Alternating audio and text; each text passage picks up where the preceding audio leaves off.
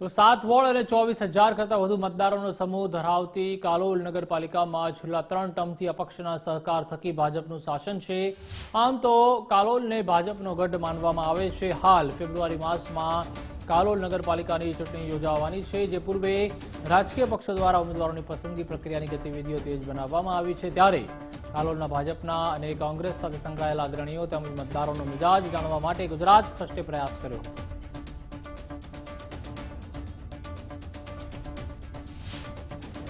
ભારતીય જનતા પાર્ટીનું વાવર છે, એટલે આ વખતે પણ અમે ઈચ્છીએ છીએ કે સારા એવા યુવાનો આવે, મહેનતુ યુવાનો, જે નગરપાલિકાની અંદર દરેક વિકાસના કાર્યોને આગળ વધારે અને વધવાના જ છે। વિકાસ થયો જ નથી અને વિકાસ છે ને તો ગટરો ખુલ્લી આમ અને રોડ પર ગંદો પાણી જાય છે।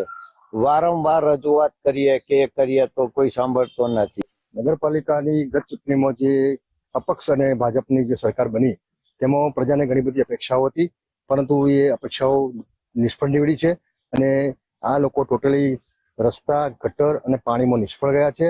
સાહેબ, ગટરો આજે પણ ખુલ્લી છે, પાણી રસ્તા પર આવે છે। કાલોલને જે પ્રાથમિક જરૂરિયાતો છે, લાઇટ, પાણી, વીજળી, સાફ સફાઈ, આ બધું ચાલતું જ રહે છે, પણ હવે કંઈક ઇનોવેટિવ નવા વિચારો વાળા કાઉન્સિલરો આવે કે કંઈક નવું લાવે। જે રીતનું આપણે આજે બરોડામાં જઈએ ને આપણને કંઈક અલગ લાગે છે કે આ વિસ્તારમાં ગયા, આ વિસ્તારને અલગ દેખાય, એના માટે કંઈક અલગ નવીન કાર્ય, ઇનોવેટિવ કાર્ય કરવામાં આવે છે।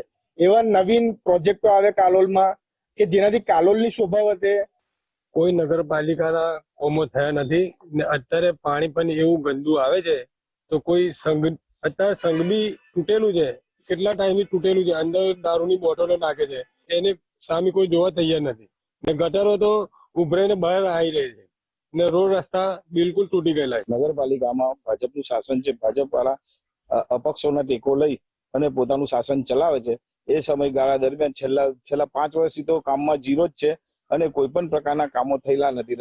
રસ્તાઓ બિસ્માર છે અને કાલોલ નગરપાલિકા વિસ્તારમાં જે એ લોકો આજે મોટી વાતો કરે કે અમે સ્મશાનમાં આ કરી દીધું ને પેલું કરી દીધું, સાહેબ એ સ્મશાનમાં હમણાં પાણી આવ્યું। કાલોલની સમસ્યાઓ તો એક તો પેલી રસ્તા, પાણી અને પાણીના નિકાલની, જે ચોમાસાનું પાણી કાલોલ નગરની અંદર પાણી જે વરસાદ પડે છે એમાં બધા કોલેજ, આખો સોસાયટી વિસ્તારોમાં ઢીચણસમાં પાણી ભરાય છે। એના માટેની ગટર લાઈન, પાણીનો કોઈ નિકાલ નથી કર્યો, એટલે પ્રજાને એટલી તકલીફ પડે છે।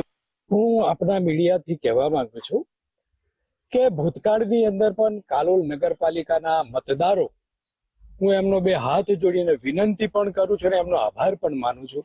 આપના મીડિયાથી ફરીથી વિનંતી કરવા માંગુ છું, કાલોલ નગરપાલિકાની જનતાને આપ સમજી વિચારીને વોટ આપજો અને અમારામાં વિશ્વાસ રાખજો। કાલોલ નગરપાલિકા જે વોર્ડ નંબર 3માં ત્યાં ગંદકીના ભંડારો થઈ રહ્યો છે, ખુલ્લી ગટરો છે।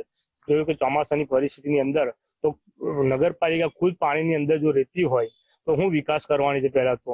અને કાલોલ નગરના વિસ્તાર, જે રોડ, મેન રોડ છે વોર્ડ નંબર 3નો, જે પબ્લિક સિટી અવર જવર જતા હોય છે, અધિકારી પણ ત્યાં રહીને જતા હોય, એ જ પરિસ્થિતિ, એટલી ખરાબ ગંદકી અને આજે બી એ જ પરિસ્થિતિ સાહેબ, કોઈ હજુ તક વિકાસ થયો નથી, સાફ સફાઈનો પણ કોઈ વિકાસ નથી થયો।